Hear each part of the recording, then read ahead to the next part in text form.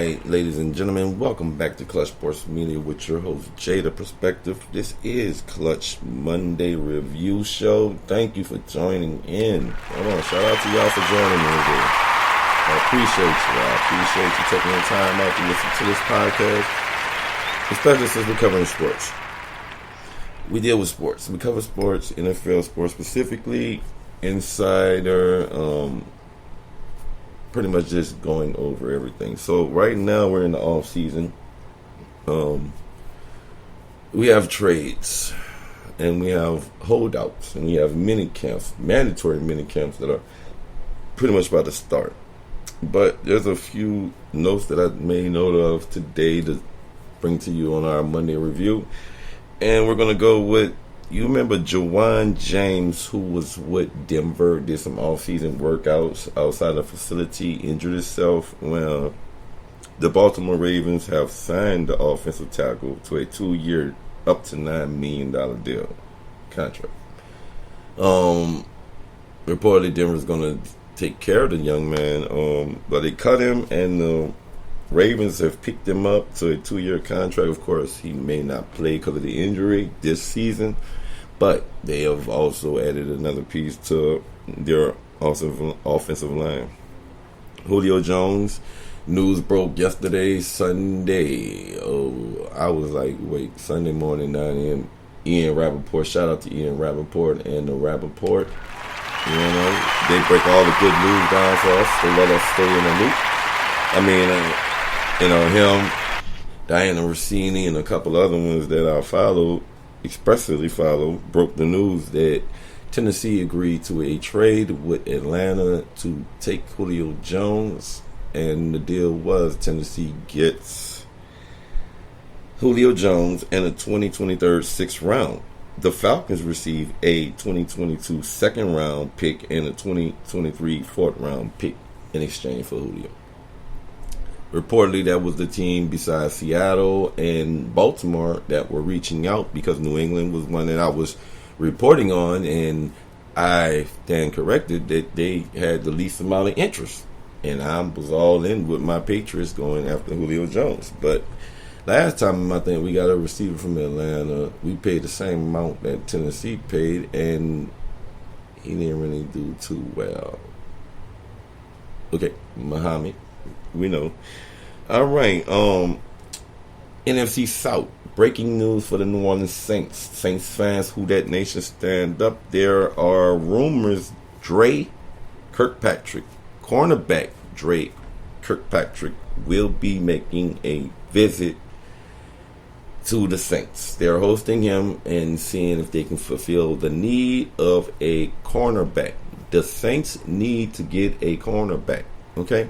Marshawn Lattimore has some off-the-field issues this offseason, so we know that the NFL has yet to break down what they would do with that situation.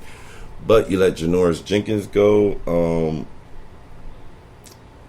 You tried to go after Richard Sherman, but Richard Sherman has options now. So Richard is kind of shopping around his options. But Kirkpatrick, according to Ian Rappaport, will visit NOLA. His resume, he has a very deep, but like, if New Orleans were to get him, this would be a better cornerback fit that I've seen them make in the last few years. Kirkpatrick, according to Ian Rappaport, will visit with NOLA. His resume is 8 years of a 9 NFL season. He started with the Bengals, starting 62 of his 64 games from 2015 to 2019. He signs with Arizona on a 1-year deal last offseason, appeared in 14 games, 11 starts, while totaling 3 interceptions and 7 passes defended. So he has a pretty decent resume. If the Saints, I can see why Sean and then will bring him in for an interview, considering that this is one of the very rare few decent veteran cornerbacks that's left in free agency. In 2012, first round pick, because he was picked in 2012, first round pick, only allowed 80.1 passer rating on 94 targets against him last season. Pure Football Reference. So he's good. He's what the Saints could bring in, and assure that that major hole of a area that they need to fill could be filled with a experienced corner. And like I just said, the major hole for the Saints would be their cornerback. Now, Kirkpatrick is 31, but he has experience at the outside corner position, and like I said, you're going to need that when you come in. You bring back in Marcus Williams. You let Janoris Jenkins go with right. All right, the Saints released Janoris Jenkins in the offseason as part of a salary cap crunch. So they're trying to find somebody to fill a need. They lost a few pieces on defense. They drafted Paulson Adebo, who could also, well, I'm not going to say could. He is going to have a jump in there, all hands on deck approach. There's not going to be much timeout. We're going to have to see how the rookie does. No, you're going to have to get the rookie involved because you have to shore up that secondary. Patrick Robinson is also an option after making 4 starts in 2020. The 11-year vet hasn't played more than 25% of defensive snaps in any of the last 3 years while he's with New Orleans. So he's a injury risk, or he's a come off there and benefit you. But far as you needing starting potential, you have to hope that the Saints would snatch Dre Kirkpatrick up. I know who that nation wants to make sure that nobody can get over top of them and that they cannot have what they had last year, getting 8 up in the secondary. Dallas Cowboys are on the radar after they went through a decent draft, all defense. All right, now they have Leighton Vander Esch, who they're not trading. So if you're listening, teams, NFL people, they're not trading Leighton. No, they're not. Leighton, sorry. They denied to pick up his 5th-year option. However, they could be running up a value for this. You know, Dallas is notorious for doing some stuff, but he played, 9 games in 2019, 10 games in 2020, so health concern is a issue. After his 16-game Pro Bowl rookie season, he kind of wasn't there. You know, I remember them talking about how the defense was hit, you know, and it was giving up. Okay, well, this year Jerry went straight to the bank with the defense. So Vander Esch, if we kick the can down the road, a $9.1 million option would be slid to 2022, making 2021 his last year at his deal. Dallas also has big cap commitments. 3 players with cap hits of $22 million or more. Linebacker Jalen Smith with 9.8 hit. The risk is for Dallas to gamble on spotty attendance. Now, break that down. Is do they want to drop the bag on someone who looks like they could be iffy, you know, at best? I mean, when they're there, they're good, but when they're injured, they're needing it. So with the draft and drafting Jabril Cox, Michael Pearson, I mean, Dallas did give some linebacker assurance there. And if you got Jalen Smith at 9.8, then he's going to have to work for that money right there. But they're drafting linebackers in the draft. So it's going to be a make it or break a year. Whoever stands out, you know, this is how it's going to go for this 2021 offseason. I'm telling you, rookies are coming in with that hunger and that attitude. We will get to hopefully to the New England OTAs with Cam and Mac Jones. But stay with me. Philadelphia tight end Zach Ertz. Now, this is one of those headaches that Philadelphia wish they could have got rid of. And unfortunately, no one really is going to go and up the ante for a 30-year-old tight end who 11 games last year and has a $12.7 million cap hit. Needy teams have surely checked in with the Eagles, only $2.8 million in cap space. So they need a solution. Buffalo, I heard earlier, Buffalo, Indianapolis, Arizona were 3 teams that were viable options for the tight end, because I think Philly broke it down that they would like to get something in return. They're not just trying to up Zach Ertz. They're not just giving him away. They're going to want 3, 4. They're going to want something in return for Zach Ertz. And like I said, they only have $2.8 million in cap space, so they need to desperately get some stuff done or start holding some bake sales, I guess, up there in Philly. Anyway, Zach Ertz is still one of those players that's out there. We went over Julio Jones. He's a 2nd round and 4th round draft pick. He's now a Tennessee Titan.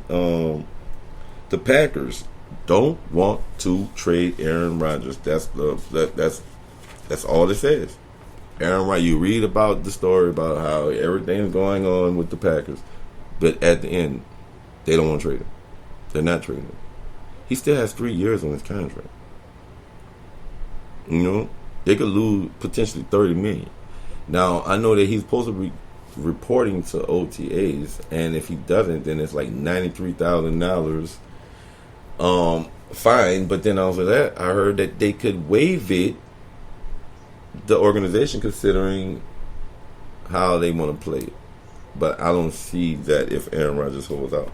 The 49ers today have signed safety Tony Jefferson to a 1-year deal when they released cornerback Breon Bodie Calhoun. Arizona has signed defensive tackle Xavier Williams to a 1-year deal as well. Those are my first topics of the Monday review. That's what happened over the weekend, of course, and some of it went down to this Monday. But we still have a lot of other news. I know I heard the Malik Hawker name brought up in trade or signing somebody, right? Because he was on my board for last week when it all broke down, right? So, okay, Malik Hawker, he signs with Pittsburgh. He signs with the Pittsburgh Steelers. Now, Pittsburgh is another team that knew hell and high water that they would have to repair some stuff and assure some stuff, but you lost some defensive pieces. I still think that the offensive line can use some sprucing up around there. Former New England Patriot running back Rex Burkhead has signed with the Houston Texans to a 1-year deal. It's almost like Nick Caserio, former Patriot personnel staff, went over to Houston as the GM. Him and Robert Culley are now new regime in Houston. And it's bringing in all these veteran, Mark Ingram, Rex Burkhead, Tyrod Taylor, so a few other ones that they brought in, but they're stockpiling up. And downright, because after the day's news, Houston, you do have a problem. You have you have the Colts to deal with. You have Tennessee and Julio Jones, Jacksonville. You have Trevor Lawrence, and that group that he got together on paper, that's the numbers. All right, Morgan Moses signing with the Chicago Bears, possible signing. He should be replacing Tevin Jenkins at left tackle. Houston, like I said, the Houston Texans, David Johnson, Mark Ingram, Phillip Lindsay, Rex Burkhead, and Dontrell Hilliard, veterans. They went got them. Buffalo may be looking at Zach Ertz, and the price may be steep. We have to see. So that is, like I said, that's starting off the show, getting us a rhythm, getting us flowing, y'all. Stay with me, and thank you for tuning in to the cast. This is Clutch Sports Media, digital sports news, and I'm your host, J the Persoective, and this is Clutch Sports Monday Clutch Review. Stay tuned as we come back with some more for you.